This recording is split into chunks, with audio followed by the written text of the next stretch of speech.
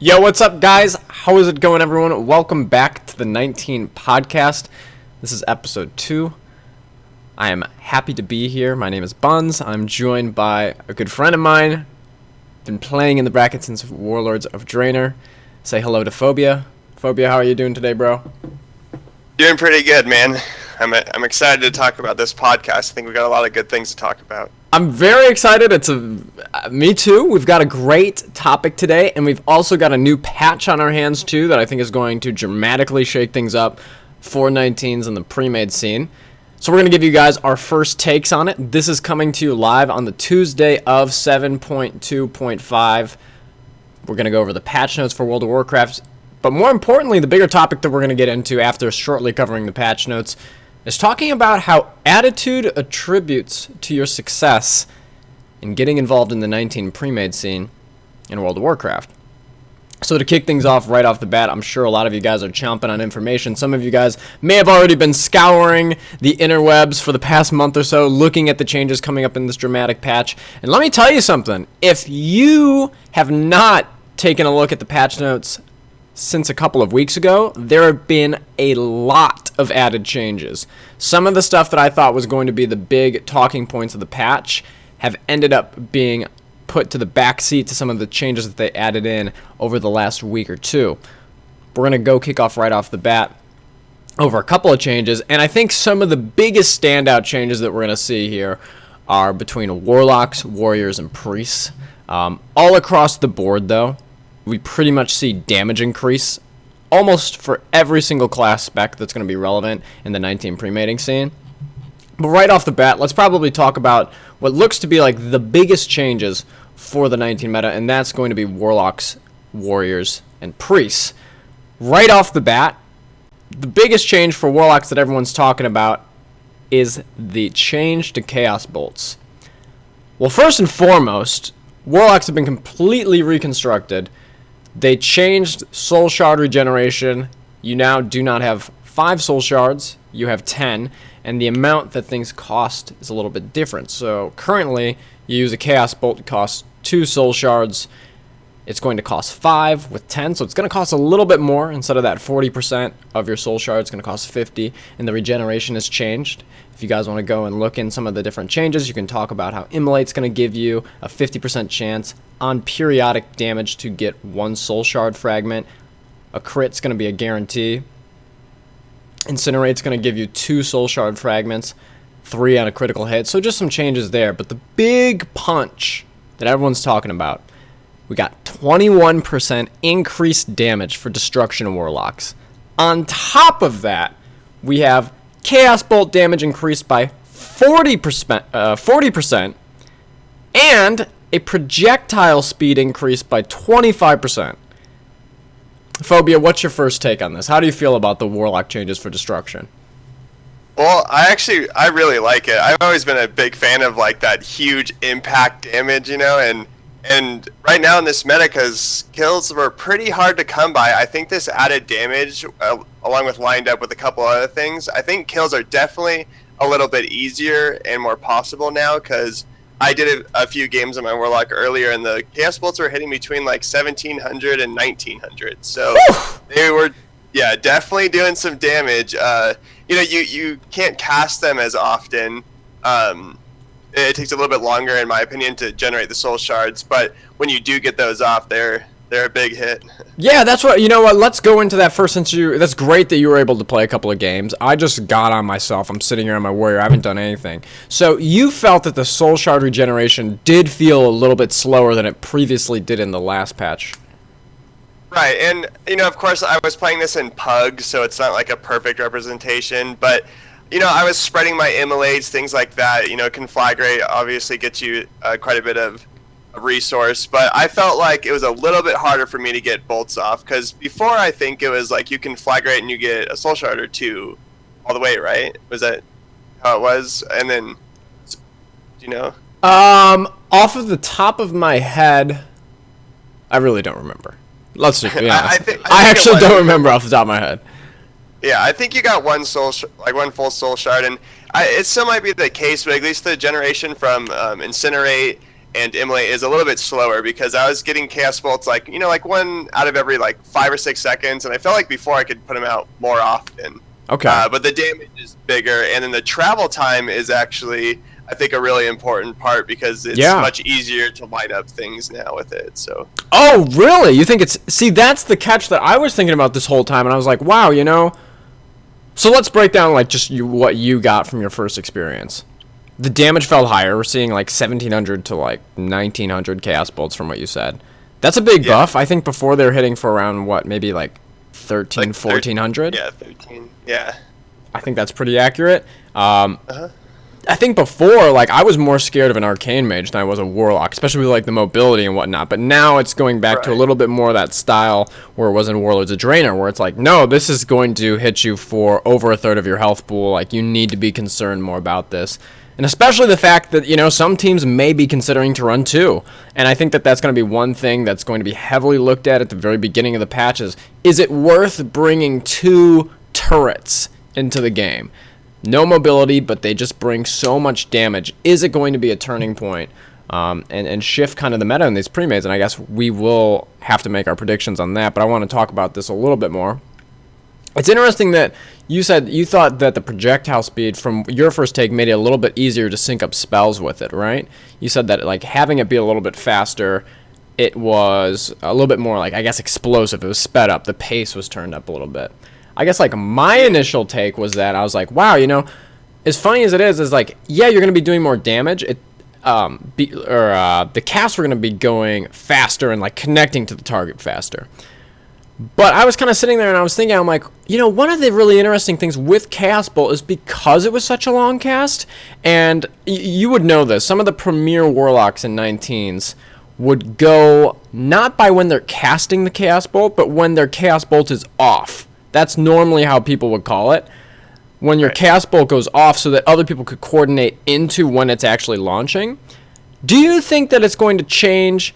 I mean, obviously it's going to, but do you think it's going to be a positive change that it's going faster for other people to sync up their spells? Because I was thinking at the same time, I was like, well, maybe at this point, like, maybe it's going to be going so much faster that it's actually a little bit more difficult to sync up with the actual big Dragon Bolt landing and smacking the target. I mean, in my opinion, I think it's easier. Because the things you're going to be lining it up with is the Hunter Dive, right? Like, if you're, like, really going all in on a target, it's going to be a Hunter Dive, which is instant.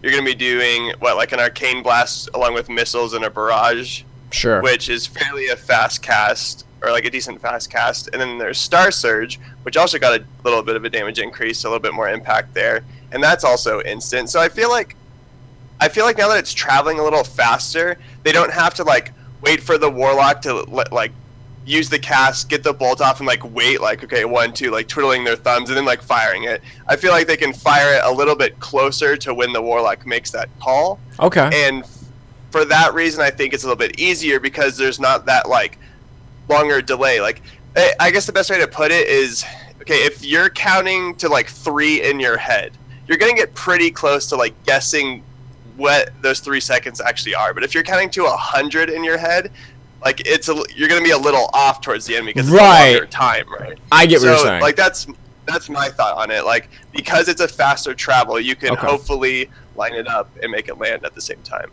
Okay. We'll have to see how it plays out. It's definitely going to lead to people absolutely playing Warlocks more. And I guess as a side note here, too, to cover all of Warlock, really, every single spec of Warlock actually got buffed. Destruction just seems to be the front runner because Chaos Bolt has just been such a massive impact for the 19 meta going back to Warlords of Draenor, Miss of Pandaria, just the explosive Chaos Bolt damage. It looks like we're going to be getting that explosive damage back in its resurgence, and we'll see how it plays out in these pre-mades. I mean, my initial take, I think, is that people will run 1 or 2 Warlocks or initially to see how good it is, and I guess we're really going to have to find out, is it that good to the point where you're bringing 2 walking turrets? Like, is it that essential to your midfield fight that you need walking turrets running around? And I guess that's going to see, we'll have to see how that goes. My first take on it, to be honest with you, is I don't think it'll be good enough to bring 2. Well, and, I mean, this might be a good, like, transition point, but I think something that you have to keep into account now is, like you said, they have no mobility, But a melee class got a huge buff that would give warlocks a huge trouble, and that's warriors. Like, warriors could, I think, make a warlock's life really, really difficult because of how much damage they're putting out now. So, like, if a team was running 2 warlocks, I think if you, like, countered that with a little bit more melee or, like, a warrior, I think you could really take advantage of them not being able to move around, blink away, or, like, stuff like that. Oh, absolutely. And I guess segueing into that, the second class that just got massive buffs this patch. I guess really quickly, just to round out Warlock, we covered Destruction. That's pretty much the majority of the changes that you guys are going to want to be aware of. But I don't want this to go under the table because it is a significant buff. Affliction got all spells and patch damage increased by 20%. So a 20% increase on damage. I think that one of their talents at level 15 was dramatically changed. Off the top of my head, I can't see which one it is, but one of the dotting talents, I believe, was changed quite a bit. But overall, I think it's also a good change for Affliction Warlock, which I felt like currently was viable, but like maybe not to the point where it plays in premates, and maybe this makes it a little bit more appealing depending on what you're running. And interestingly enough, I think it segues great into Warrior right now. So, like you were saying, Phobia did a great job at giving you guys that insight, is that I don't know how good Warlocks are actually going to be because of how strong melee are right now. Warriors got massive buffs. I'll just go over and cover the majority of this. So Arms Warriors specifically are the ones that receive massive buffs. We got a 10% increase on all damage in addition to all the damage changes below. We are looking at Mortal Strike having 20% more damage on top of what it's already doing. We have Slam, I believe, with a 35% increase on damage. The only, like, real nerf, and it wasn't that big of a nerf, but it is a nerf, is the Overpower. So Overpower no longer costs Rage, which currently it costed 5 before 7.2.5. But it no longer procs from auto attacks, and it may not proc itself.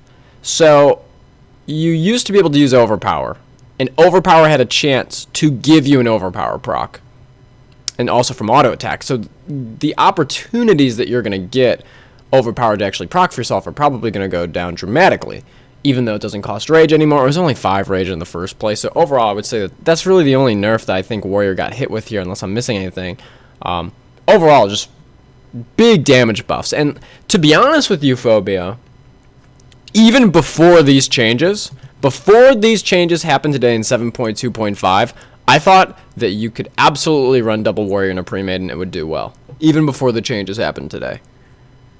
Yeah, I did also do a game as a Warrior, and they were crushing. I was like, I don't know, tripling or more the damage of everyone else, and each ability, each global, I was at least hitting for a 600 non-crit and around 1,000 crit. So their damage is really good. I think they're gonna definitely be in pre-mades now.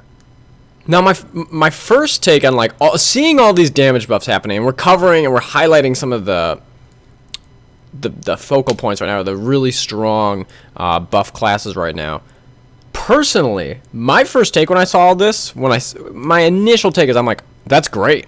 I love all these damage buffs. I love seeing this because the pre-made meta that we saw prior to this, it's so hard to get kills in mid, and because it's so difficult to get those kills, you can't really chain kills together, and it's almost irrelevant if you kill someone in midfield right now. Like, it's so much about, do we have pressure on the FC? Do we have some sort of objective pressure? Do we have some sort of dive potential to kill the FC in midfield? And it felt like currently, before patch 7.2.5, it was pretty much irrelevant if you killed anyone in mid because it was just so difficult to chain the kills. Like, in Warlords of Draenor, you could just go on a rant, and 3 people would die if you have Crusader on the Warrior with Ren spread and landslide procs from BM. Like, things would just explode. And I think it's going to be more single target based because it's just more of a single target expansion, but more damage is available.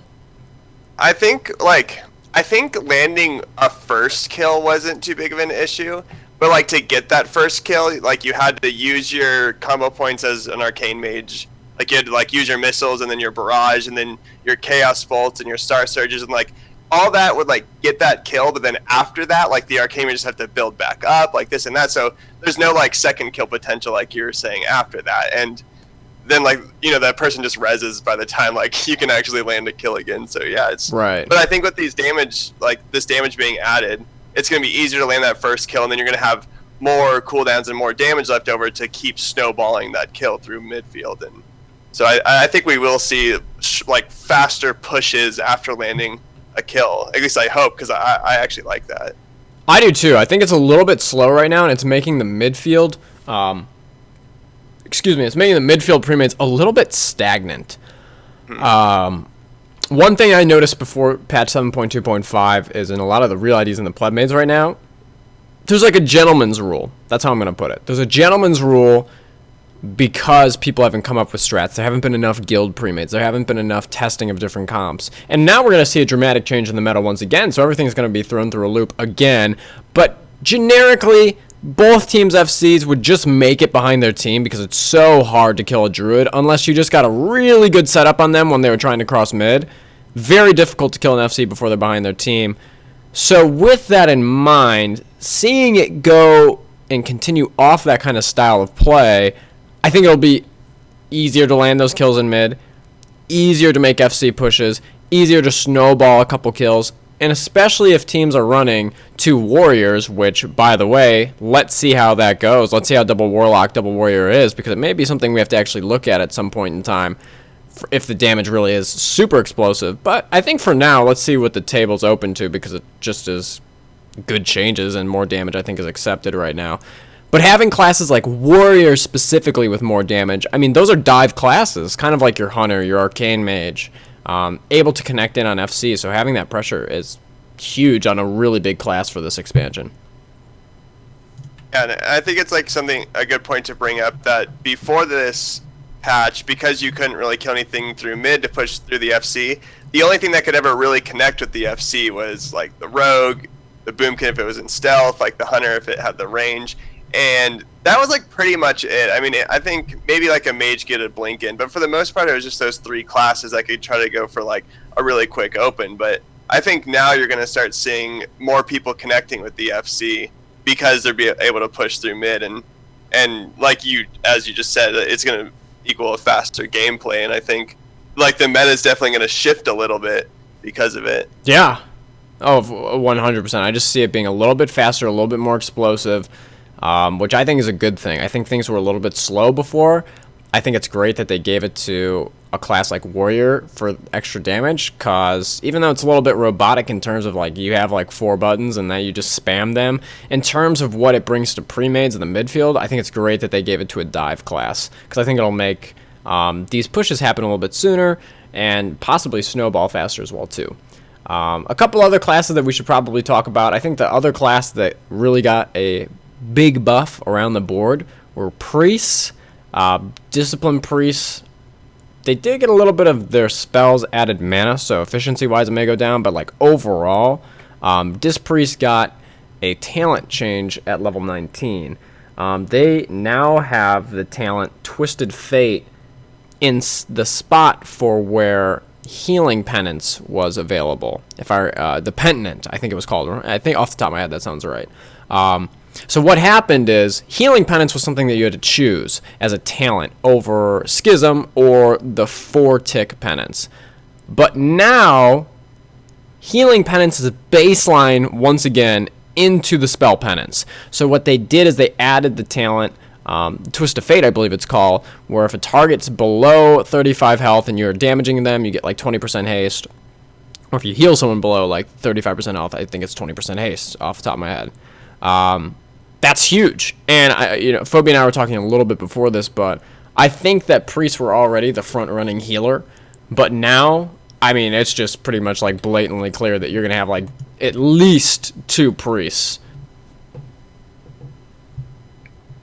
Yeah, I think that third slot, as we were talking about before we started the podcast, like some people have been looking at Holy Paladins or like instead of a Resto Shaman, but I think that the 2 priests, like they just bring the shield, it being instant, is huge. The fact that they can penance and then the heals, it's just I don't see any other way why you wouldn't run 2 priests, right? Like, just wouldn't make any sense. Yeah, I think that the other thing that's really huge about this is, and it's even though you are getting this like huge haste buff, and it's going to be active a lot of the time because as pre-mages people are taking a ton of damage. Damage is going to be more explosive, making that talent just so good. But at the same time too, it's just like baseline penance is a huge deal. Like being able to move while healing people. Think about how many classes on your team are diving in, like we were talking about earlier. Your warriors, your hunters, your mages potentially. And having that penance while moving, plus this added haste buff, is just going to be huge for Disc Priests. On top of that, we also see damage go up for Disc Priests. Shadow Word Pain got a 5% buff. Smite got a 16% damage buff. And also going on into some of the other trees of priests as well, too. Holy Priest got damage of Holy Fire, Holy Word Chastise, and Smite increased by 25%. On top of that, there was an 11% buff to smite damage, and Holy Priest was actually a very good viable healer before all of this happened too, and now you're talking about 36% damage buff to smite in totality, which is just massive. So it's just like more damage, more explosiveness, and I think it'll be good too. It's nice because even your healers, who are people that a lot of times right now, when you find yourself playing a Disc Priest, you want to assist on those kills. So like if you're putting a penance onto a target, if you're smiting the target, having that little extra damage from the healer is going to be nice as well too, on top of some of your DPS having more pressure for some more explosive kills in midfield.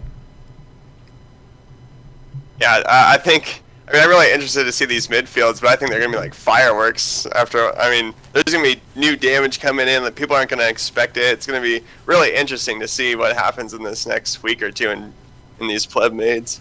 Yeah, and I think it's going to be, on top of that, too, I think it's going to be, like, the comps are going to be way... what's the right word? They're going to be way more... Versatile? Grounded. No, not versatile. Okay. Yeah, because you're talking about classes, like, even though Warrior has charge, right? It's a 20-second cooldown. It's the only mobility you have. Warlocks don't move. So, I think things are going to be really, like, grounded, a lot more stationary in mid. And the interesting thing that we're really going to roll up onto is the damage from classes like Warriors, from Warlocks, that explosive to the point, especially Warlocks in my mind, since they're just walking turrets.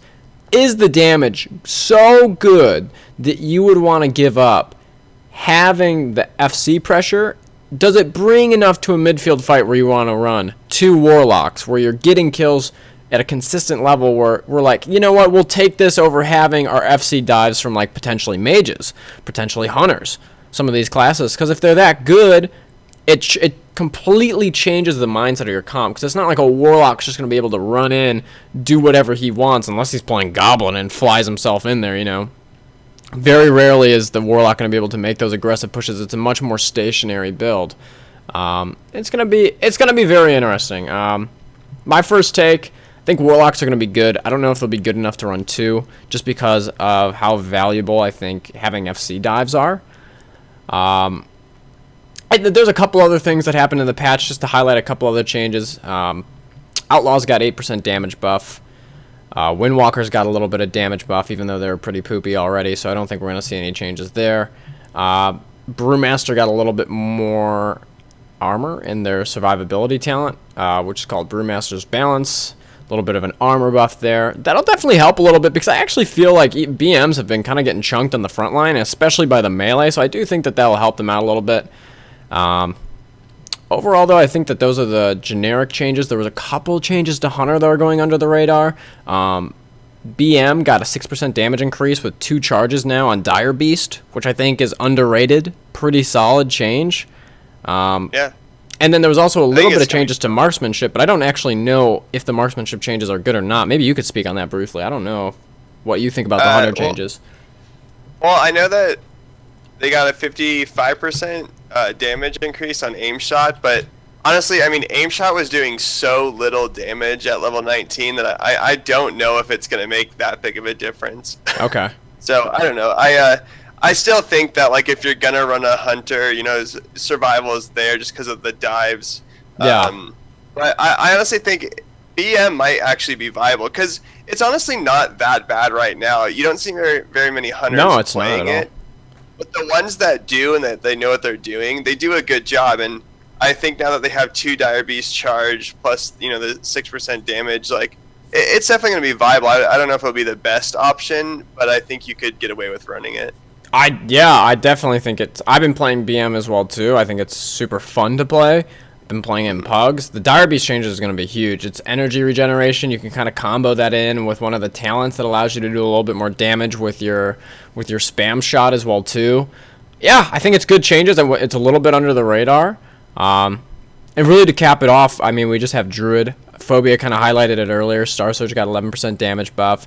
Feral Ferocious Bite got a 30% increase, which is good. Feral's another class that's like borderline viable.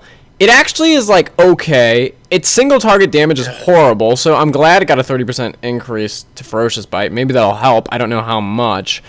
Their single target damage is bad, but they are okay for being able to run around, and actually Moonfire spam is very... It's one of the only classes that can actually do the spread pressure with their dots. Believe it or not, Moonfire on Feral Druid is actually like good. Like compared to most of the other dots in the bracket, it's probably the best dot in the bracket, so...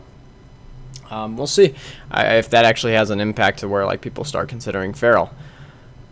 I think we pretty much got through everything for the 7.2.5 patch notes. We'll see how everything plays out. Warriors, Warlocks got some buffs. Priests look like a no-brainer. You're going to run 2 of, if not 1 in 1 disc, Holy 2 discs.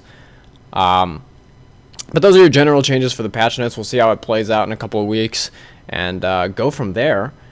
The topic that we wanted to get into today, also talking about pre-mades, but in a very different fashion. So, there's a lot of new players. We talked about this last week when I had Berg on the podcast. Legion is a completely new expansion. Let me take a moment to talk about what's coming up in the next couple of months. We've got the 4th annual... The 4th! The 4th! Let me just put that out there. The 4th annual Twin Cup. There's been 4 of them. This is a 4-year thing now. That's crazy to me. I thought about it the other day. I'm like, there was, 2014? The RBG team versus skill ratio. There was 2015, which was, I believe, JCM versus skill ratio because GSC lost in the semis to JCM. If I believe that's correct. Last year we had GSC Justice skill ratio. We're coming up on the 4th year. I mean, that's nuts to think about for this community that we have a 4-year annual tournament. And really, I mean, that's just an applause to community and everyone that's been either playing, a part of it, supportive, spread the word, enjoyed watching. It's been awesome, and it's very cool to say that. I really had to think about it the other day. That's the 4th annual Twin Cup. Speaking of which, 4th annual Twin Cup, if I haven't said it enough, currently it's between the 4th and 6th of August. That may be pushed back a week, but as it stands right now, August 4th to the 6th. And we have a lot of teams coming in with Legion. It's a new expansion. XP Off was merged with XP On Battlegrounds. We have a lot of new faces, a lot of new guilds on different servers with new twinks, a lot of new people getting involved in pre-mades, and a lot of teams looking to get their feet wet in this year's Twin Cup. Today, I knew Phobia and I had been talking about the last couple days how we want to do a podcast, and I just woke up today and I was like, I have the best topic to talk about, and I felt like Phobia is one of, if not the best person to talk on this topic. And that's about how attitude attributes to your success at level 19s getting involved in the competitive scene. So, I mean, I guess a little bit of a backdrop story. I'll let Phobia take the wheel here very shortly. Phobia came in Warlords of Draenor. I believe that he saw the 2015 Twin Cup right now. I think that was the second Twin Cup, if I'm correct, right, Phobia? The tail end of it? Yeah, so I was actually looking at colleges, and I was like bored one day, and I was like, I want to look up some like WoW stuff, and then I randomly came upon like It was like a couple weeks after the Twin Cup because there was videos on YouTube of it, and I was watching it and I was like, oh, like this looks like really fun, like really competitive, like stuff like this. I like the play style, and then I that's when I knew that when I come back, I'm gonna start playing 19. So Yeah, no, absolutely, and it's, I mean, really pretty. So now I'll talk from my perspective. So I've been playing, I've been streaming, I participated in the Twin Cup and whatnot, and like more and more I just be streaming, I just see this guy Phobia like poking on my stream and be like, hello, like what's going on, man? He's just like super positive guy, contagiously positive. You couldn't say anything rude about the guy in terms of his attitude, and he started playing 19s, and he came in playing a Blood Elf Hunter, I believe was his first tune, which he's kind of known for playing Hunter to this day. Phobia just had a very good attitude. There's only 2 people that I could think of in the Warlords of Draenor that had such a great attitude and got so much better because of their attitude and their approach to trying to learn, and not just from only their own knowledge, but also getting exposed to other people, which is something we're going to talk about today. The 2 names that come to mind is MVQ and Phobia. Probably the 2 players that I felt like got exceptionally just through the roofs better from when they started to where they are now, and continue to grow as players and whatnot. So shout out to Phobia. There you go. I'm jerking off Phobia on the podcast right now. Under the table. You guys can't see it, all right? There's no cams, all right? Calm down, everyone. But can't say enough. I think Phobia came into the bracket with a great attitude, really good mindset, always positive, always looking to get better, seeing if he could find things in his game that he could do better, try to get other people's opinions. And today, what I wanted to talk about is the attitude and the mindset of having a very open attitude towards trying to improve, trying to get better, how important it is to have a positive attitude, not only for yourself and helping yourself grow as a player and as a person, but also for exposing yourself to having opportunities because people see you as such a positive person. I'm going to let Phobia maybe take the wheel right off the bat, but the first thing that I really wanted to touch on in terms of attitude is, like, I wanted you to touch on Phobia, like, think about how, I'm curious, how did just solely your attitude gave you opportunities playing 19s from when you started? Okay, so when I first started playing, I was playing Hunter, and, like, I think just from watching the videos, I kind of got the idea that, like, okay, I was supposed to be the one that attacks the FC, right? So I started playing, and I think a lot of people know this, but I just would dive bomb the FC. I don't care if there was, like, 9 of his teammates in front of him. I was disengaging through their team, and I was hitting that FC. And obviously, that's not the best strategy because I would die every time, right? So I was doing that, and I think I would like watch Pizza stream a little bit, and he was like, "Who's this idiot like jumping through all these people?" And so I started getting like criticized for it. And when people criticize you, you essentially have 2 roads. You can either ignore them and think that what you're doing is right and that you're right and everyone else is wrong, or you can keep an open mindset and you can listen to what they're saying. Like, yeah, sure, sometimes like they're maybe not saying it in the best way, like they might be talking crap or making fun of you, but it's still, I was like, okay, everyone's saying this, there's something here, there's something that I can learn from this. And so I started learning. I started watching my videos, seeing what I could have done better, writing things down, listening to the people who I knew had some knowledge. They're in better guilds, or in the tournament they did really well, stuff like that. So that's kind of where I started. I started with an open mindset. I knew that people knew more than me and that I knew the least. And I don't think you should ever think that you know more than someone else, because in some case, even if it's just in like 1% or like in one different angle, they know something that you don't. And I always want to keep my mind open to continue to learn and find out what they know that I do not, so that's kind of where I started. And then I think from there, I started to get good, or started to get better, and like a couple of people took me under their wing, like along with like you, Pizza, Grizzle helped a lot, and they all just started seeing like, okay, this guy wants to learn. He's not here to prove that he's better than everyone. he's here to prove that he wants to learn and be part of this community. And I think that's where my journey started, really. And I can now. This is we can just. This is so great. We can just have like a nice like back and forth conversation about. But like really, shit. There was something very specifically I wanted to say. One thing that I think Phobia touched on, which is a really good talking point for this topic. Let's start applying it to. We are in Legion. Here we are. We're coming up about 2 months out for the Twin Cup. There's a lot of teams trying to get involved. There's a lot of different guilds. There's a lot of players trying to join a roster. A lot of guilds trying to fill a roster. A lot of teams that are just trying to schedule and play premates. There's a ton of opportunities to get involved. There's real ID premates that you can join in on the Horde side. Sometimes on the Alliance now too, there's teams being formed. One of the great things about having a good attitude is people are going to want to play with you. And I'm just being honest about it. It comes down to a point at level 19s where, does skill matter? Absolutely. Is there a skill cap? Yes, at 19s there is.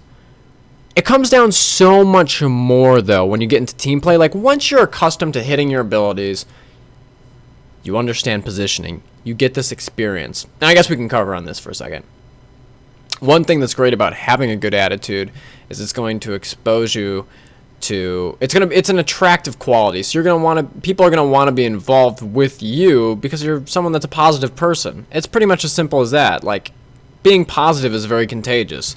Same with being negative, but being in different in a different mindset as well too. Both are the same. Being very positive is going to give you a lot of opportunities in terms of getting involved with different areas in your life, whether it's at work, whether it's at school. In this case, we're applying it to 19 World of Warcraft. When it comes down to, let's say, we've got 2 people, and they're about the same quality person. Every single time, someone that's in a leadership position is going to take the person that is a better team player, open to constructive criticism, open to learning, open about talking, and is great at communicating. And these are all very positive attributes that are seriously looked at. I can tell you this from my perspective. Like, I do not want to have people on my team. I do not want to play. I do not want to associate myself with people that are about them, that are talking about random bullshit that doesn't attribute to our team and being a positive person and being a distraction in games. There are a lot of players that fall down the step where it's like, it's my way or the highway. This is my attitude. I'm going to be a crab ass about everything. I'm going to bring people down with me. I'm going to point blame at other people. That's not attractive. People are not going to want to play with you. People are not going to want to be a part of what you're doing with that kind of an attitude. So, on the counter side, if you're trying to get involved in these premates, if you're trying to find yourself on a team, if you're trying to put yourself in a position to play in this year's Twin Cup that's going to be August 4th between the 6th, you want to be a positive person. You want to be open to criticism. And I think that a lot of teams that are going to be recruiting right now are looking for players like that. So on top of having a good attitude, on top of having an open mindset, you also got to put yourself out there. You've got to put yourself in opportunities where people can be exposed to you. Phobia, what was your kind of experience jumping into 19s, and like, how did you start getting involved once you got a little bit more comfortable playing your class? Like, what were the first steps that you kind of took to get involved a little bit more in the competitive scene in 19s?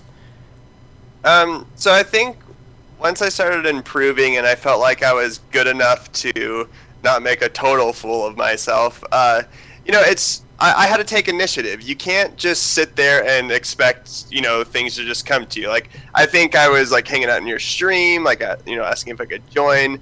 I know that I was like kind of talking to Pizza, like, hey, I want in your guild, and he's like, no. And I was like, hey, I want in your guild, and he's like, no. So like, I was definitely making attempts to get involved. And then I think actually the person who did end up getting me into the first pre-made was Grizzlefoot. He was like, hey, like, I like your attitude. I like what you're doing.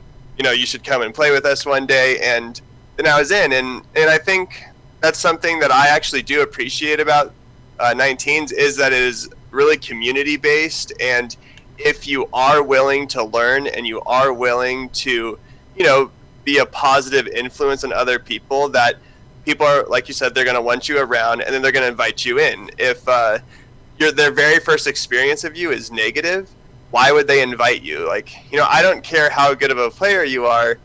Like you said, that'll only get you so far. People want to press that invite button to get you into the game. There's no way to prove how good you are if from the start you put yourself like at a negative standpoint or something. I don't know. This is the only analogy I can really think of. Like, if you see an attractive person, like, that's great, but looks only last so long. Like, your personality is gonna get you further. There's more like long lasting. It solidifies yourself. So, it grounds you as a person. Right. Yeah. So, I think the best thing I could say, like my best suggestion is, always try to play your best and always try to be the best person you can be. And if you try both those things, like, how could you not, at least get a chance to do something, right? Like, I don't think I'm ever going to turn someone down for being a good sport and trying. Like, that's a really positive quality, and I'm always going to appreciate someone who does that. And the truth of the matter is, I think having this conversation is helpful. I think it's one of the reasons why I wanted to have this conversation today is simply because there's a lot of teams showing up. I think it's a great conversation for people to hear in terms of people trying to find a team. I think it's a great conversation for team leaders to hear that are trying to recruit players that they would want to have on their team that are going to help build their team. Here's a catch that I was thinking about when you were talking, and it's a positive one. The reason why it's so important to have players that are on the same mindset, players that are a part of the team, drop the ego for the team. They want to be a part of something bigger. There is no class at 19s anymore. This is something I talked about in the podcast last week with Berg. There's no class at 19s anymore that's going to do anything on their own, objectively, outside of a druid. And what a druid can do objectively on its own is pick the flag and run. They can't kill things on their own. You can't play a hunter anymore and solo an FC when he's picking the flag if you get scope proc. You can't 5-bite someone as a druid. You can't do it on your own. And the reason why this is so important and having a good attitude is so important is because you have to be able to talk and coordinate with your team. And that was something I was highlighting a little bit earlier. This expansion, a lot of how this expansion has played out so far and the pre-mates are being played. Very difficult to stop Druid FCs unless you have a very well-coordinated plan to try to put pressure on them, getting the pick or stopping them from crossing. So most of the time, their FC is getting behind their team, pretty much unconsciously, like 95% of the time. Both FCs are making it behind their team in midfield fights. And what happens is how you're getting your pressure on FC is coordinated goes on the FC. And that takes everyone having a little bit of a contribution into communicating. Hey, I'm a druid. Can I get a bubble? I need a re-stealth. Can we get a rogue in position to sap the FC? Do our mages have missile damage up? Does our warrior have harpoon? Does our hunter have harpoon? Does our warrior have charge up? All of these things need to be communicated and chipped in. You're not doing anything on your own. So if you're a part of the ship, you're a part of the crew, and like every individual is extremely important to being able to mesh and synergize this expansion more so than last expansion. Yeah, something I was going to say is, if you don't have an open mind and if you're not working as a team, you can have two different strategies, and both strategies could work, but if you have half your team on one strategy and half your team on the other strategy, neither of them are going to work, right? You have to commit to one, and to do that, you have to be willing to maybe not go with the strategy that you might have wanted and just go with the team. It's a team game. You do things as a team, you win as a team, and you lose as a team. And I think that's something that is really important and that some people do seem to forget once in a while. It's almost always better for everyone to be committed to the wrong decision than your team being split in half on 2 decisions. Even though there may be a better play than what is called out in the game, going with what your entire team is going to do and having strength in numbers and being in unison on a call is very important. And really this conversation kind of ties into players that are wanting to be a part of a team and players that are like, yes, I'm going to buy into our team. I'm buying into the fact that there's going to be some adjustments. You got to go with the flow. Being open to, is this the best strat? Talk about things afterwards. I think one of the things on top of just having a good attitude, right? Because let's just be honest. You have to have more than attitude. You have to have more than positive attitude. Right. Another thing that is very important too, and you touched on a little bit, is you want someone that wants to get better. Now, this is something that we probably all deal with in our daily lives. I certainly do on a day-to-day basis. Is you cannot instill want and desire into someone else.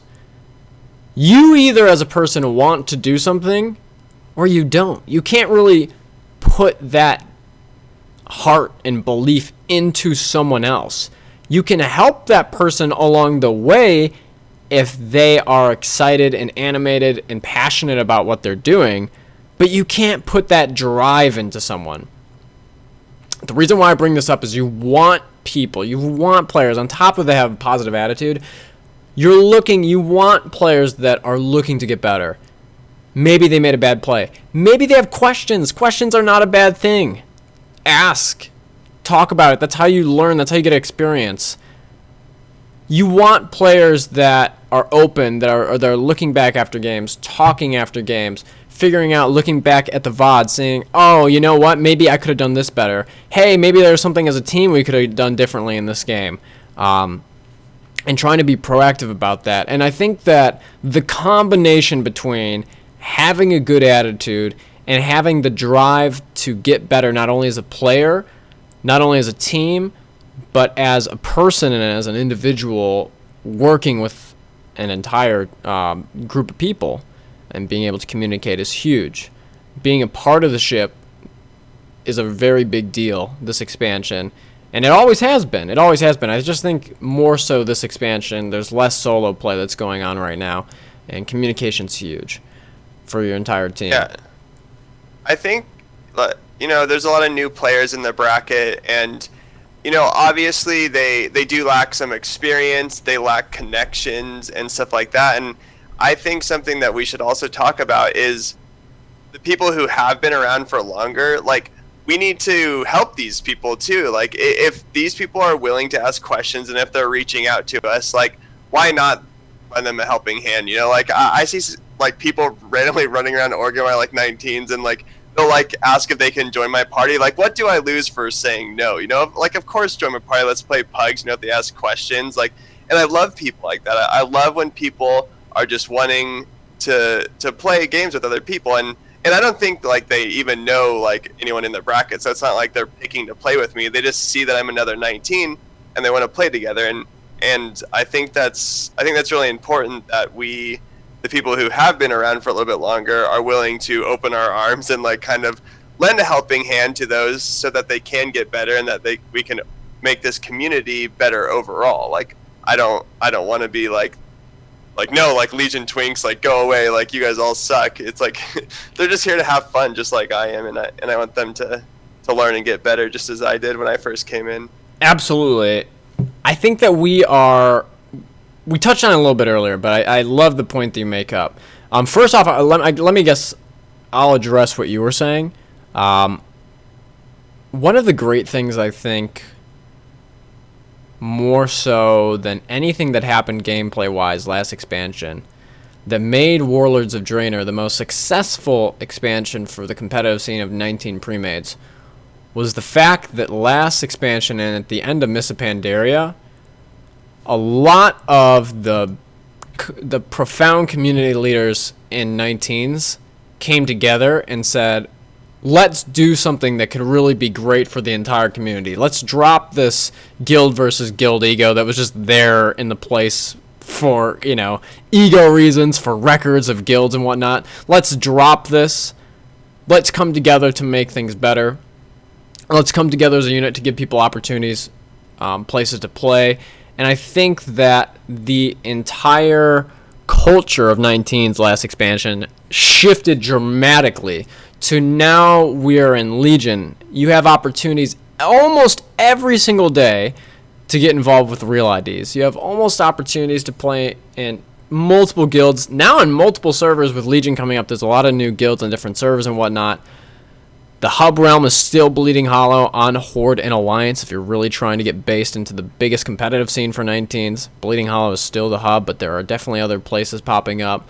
And it really took a pretty big effort, I would say, at the start to get everyone on the same page, whether it's getting everyone on the same talking platforms like Curse, which is now Twitch Messenger, Discord or whatnot, where now it's pretty much routine where you just get into the party, you get 20 people in the raid, you split teams, and then everyone's able to hop into these calls very quickly. There's a very good tone, a very good pace for the most part, a good culture set to the 19 scene right now. It's not perfect. There's going to be individuals, just like anywhere in life, they're going to be dickheads. Don't pay those people any mind. It's not worth your time. You're not helping if you're someone like that, that's having that kind of an attitude. And at times, I think that we take for granted. I'm going to keep this short, but we take for granted all the work and success that's gone into 19s. Back in Warlords of Draenor, you could not queue pugs at the beginning of Warlords of Draenor. It wasn't a thing. It was broken. That's how this all started. They'd get 20 people on Alliance, we'd get them all into a raid group, and we'd split teams. That's how real IDs came about. That's how plebmaids came about. And I think at times we take for granted that this is something that people have to put effort into and set up for people to play and be a part of. Have a good attitude while you're there. Be a positive person. Be a part of the ship, part of the crew, just like we were talking about in this podcast as well too. It really makes the whole process a lot more enjoyable for everyone that's playing, including yourself, and for everyone behind the scenes that is organizing the events and making it possible. I kind of hit a wall at that point. I really wanted to shortly sum that up. I don't know if you had any thoughts off the top of your head.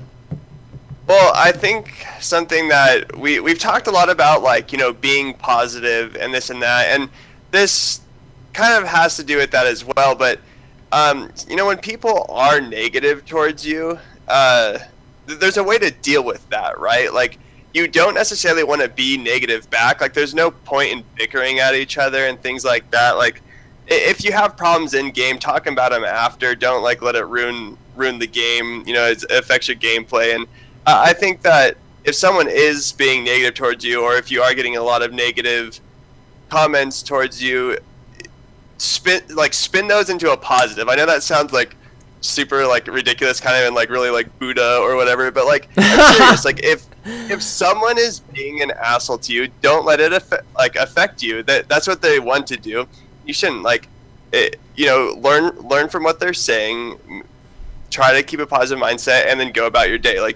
And I think it's important because, like you said, anywhere you go in life, you will find people who try to drag you down. And I'm not trying to spin this into a really negative conversation. I'm trying to say that you should not let those people affect you and continue to be better, right? Like, if someone says you're bad, prove them wrong. Become good, there is no better thing in this world than proving someone wrong that says that you were bad, and that's a good feeling. It's a good thing to strive towards if for whatever reason people are saying that, do that, prove them wrong. Absolutely. I think the flip side to what you're talking about too is what we've been talking about this entire time. There are going to be a ton of people that are going to see someone that's a positive person, that's someone that's trying to get better, and there's going to be a vocal minority that are going to chip someone down. But you're going to do so much better for yourself being a positive person. You're going to get more opportunities. You're going to be put in opportunities with people that you want to be surrounded with. So at the end of the day, it's really an all-around benefit for you, because you don't want to be involved with people that are just trying to bring you down in the first place. So it's almost like you almost innately, by having this attitude, you almost make a filtering system for yourself that's good. Like, it's a positive filtering system, because you're going to expose yourself and be around people that are going to share the same mindset and attitude towards you. And that's really important. If you want to have this success with a group of people, you want to be on the same wavelength in terms of attitude, what's our goal, be on the same page, and have open relationships and communication to be able to, achieve whatever it is in life, whether it's playing in the Twin Cup, whether it's playing pre-mades, whether it's at your work, at your job, at school, relationships in life. It's just a positive thing. I guess all in all, to kind of sum up this conversation, I think we've come to a very nice spot in this podcast to kind of wrap things up. Guys, there's a lot of pre-mades happening. There's a lot of Real ID pre-mades happening almost every day on Horde's side right now. We're getting Real IDs. We're also getting Real IDs on Alliance as well, too, now. There's been teams that have been playing on Alliance, and we've had cross-faction games happen as well, too. If you haven't already, check out xpoff.com. It's going to give you a lot of opportunities in the 10 to 19 section of the forum. If you're looking to get involved in the 19 scene, there's also various other brackets that you can play in as well, too. Really having a positive attitude and having the ability to critique yourself, be the best person that you can be, and strive to get better is going to open you up to a world of opportunities. And the people that are really going to matter to you at the end of the day and the end of your life are going to see that and want to be a part of what you're doing. And that's going to be a huge benefit for you, not only as a player, but as a person, because you're going to be surrounded with people with the same mindset. Phobia, you got any takeaways, some shout-outs, some last thoughts? Well, I was, me being an English major, I'm kind of a quote machine. So the quote that comes to my mind for this is, "Be who you are, say what you feel, for those who matter don't mind, and those that mind don't matter." And I think that's a great quote to wrap it up, because, it's just true. If people who care about you, they're going to accept you, and people who don't or shouldn't matter to you, they're going to be the ones that are talking down to you. So other than that, I think, I got a shout out to my other half, Berg, who you had before on the podcast, and really just to, everyone in the community who helped me, become a good player, and I hope that I can kind of pass that on to some people in the future and improve in this, or help the community improve. And yeah, I think that's about it for me. Absolutely. Phobia, thank you so much for jumping on that podcast. We'll have to do this again sometime. That was a lot of fun. Nice. Anyone else that would like to get involved in these podcasts, I don't have a schedule for them. I'm doing them whenever I feel like talking about something, when I have someone that's fun to talk with and we got a topic to go. Today, Phobia and I just kicked it, called it last minute, ran the cast. Thanks for being here. It was a lot of fun. Until next time, guys, thank you guys for checking out the 19 podcast, and we'll be back with more. Until next time, see you guys.